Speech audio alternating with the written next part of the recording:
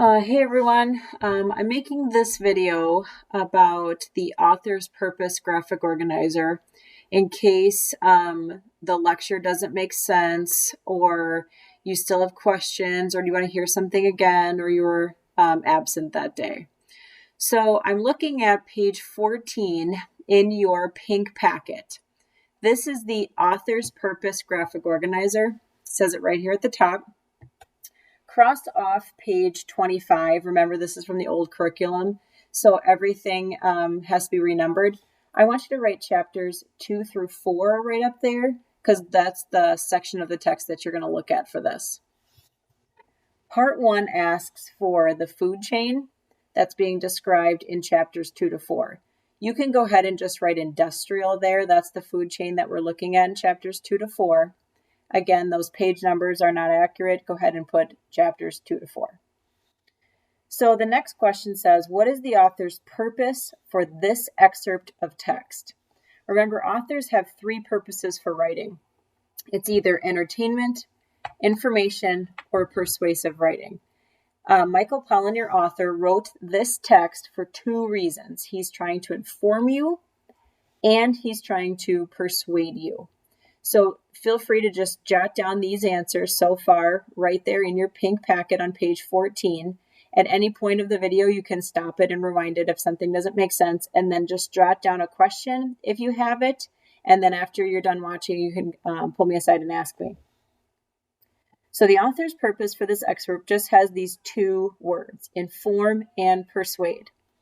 The third part of page 14 asks, how do you know? Support your answer with at least 3 details from the text. Now, remember, in language arts, it is really important that you always flip your question. That way you answer the question the way it wants to be answered. So if I'm going to flip this one, it would say, I know it's inform and persuade because that's your flip.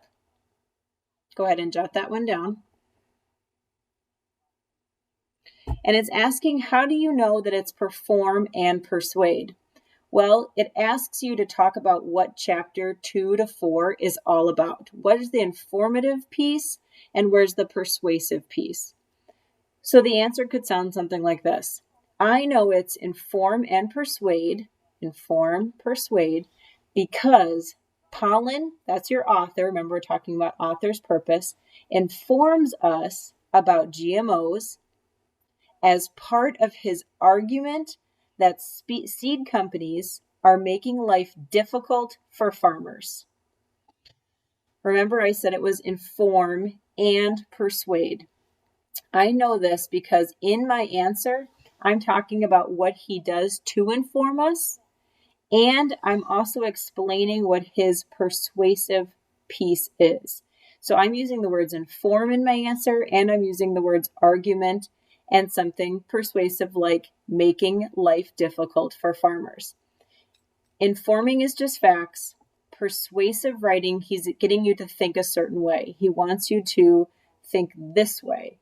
In this case, he's trying to get you to feel sorry for the farmers. That's why he includes details of the text about these GMOs, how your corn is being created, as well as details to support the argument that these seed companies are making life difficult for farmers.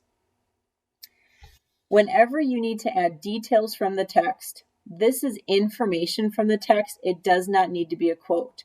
So down here is where you're going to list 3 details from the text.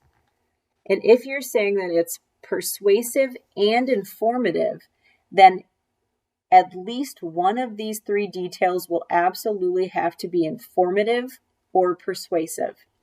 So I put I or P, and again, I or P, to remind myself that I have to have an informative or persuasive, and then there it is again. So the very first one that I'm going to make sure I write down is informative, because remember, I'm saying that he's informing us. Here's an example. The seeds are made in a factory using genes. I'm sorry, not factory, lab. The seeds are made in a lab using genes. That's not a persuasive detail. That's just informative.